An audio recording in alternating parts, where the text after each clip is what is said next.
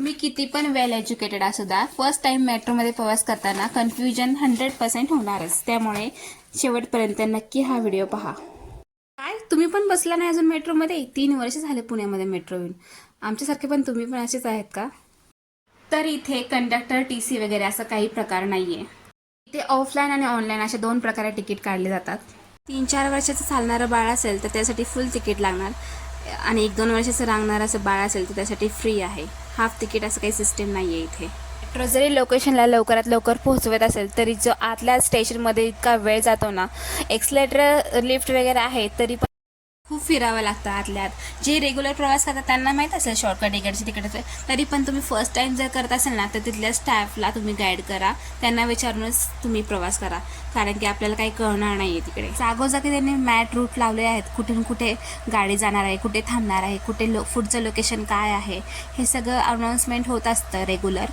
खूप मोठा एरिया आहे स्टेशनचा, त्यामुळे कन्फ्युजन होतं. कंटिन्यू लिफ्ट एक्सलेटर चालू असतं, त्यामुळे वर खाली करण्यामध्ये आपले काय पाय दुखणार नाही आहेत. आणि क्लिनिंग तर दिवसभर चालू असते, त्यामुळे आपण पण क्लीन ठेवलं पाहिजे. सिटिंग एरिया पण प्रत्येक ठिकाणी आहे, त्यामुळे उभंच राहिलं पाहिजे असं काही नाही, आपण बसू शकतो तिथे.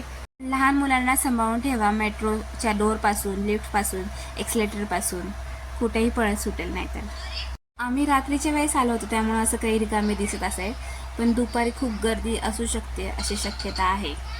तुम्हाला जर फर्स्ट टाइम करायचं असेल तर फुल फिरायचं असेल तर तुम्ही रात्री या विजिट करायला. एअरपोर्टवर जशी चेकिंग होते बॅगेची स्वतःची, तशी ते चेकिंग केली जाते आणि मगच सोडलं जातं आतमध्ये. आतमध्ये पण भरपूर अशी जागा आहे बसण्यासाठी, उभे राहण्यासाठी. कधी लोकेशनपर्यंत पोहोचू समजत पण नाही, 1-2 मिनिटाच्या आतमध्येच आपला स्टॉप येतो. मला तर खूप आवडला मेट्रोचा प्रवास, तुम्ही पण एन्जॉय करा.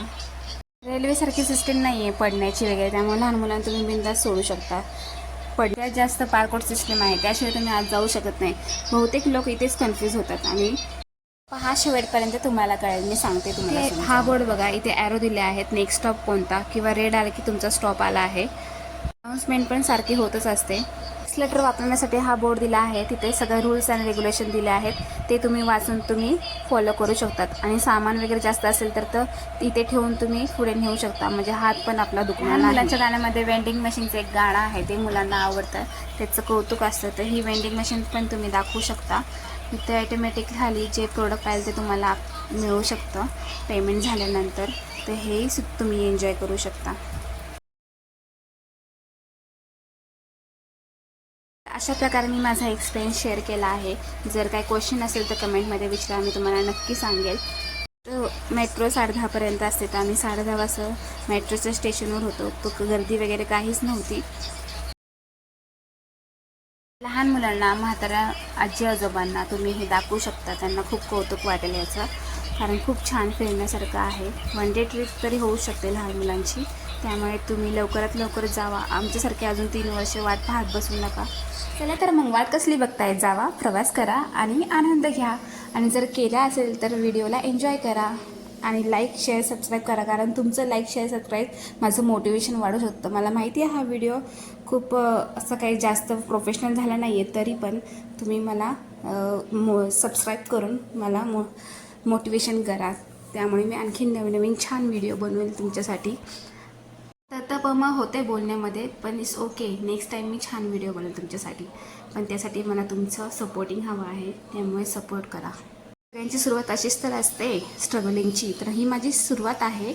तर नेक्स्ट टाईम फॉर शुअर मी छान व्हिडिओ प्रोफेशनली शूट करेल आणि बोलेल पण छान. इथेपर्यंत पूर्ण व्हिडिओ बघितल्याबद्दल धन्यवाद आणि असंच प्रेम राहू द्या.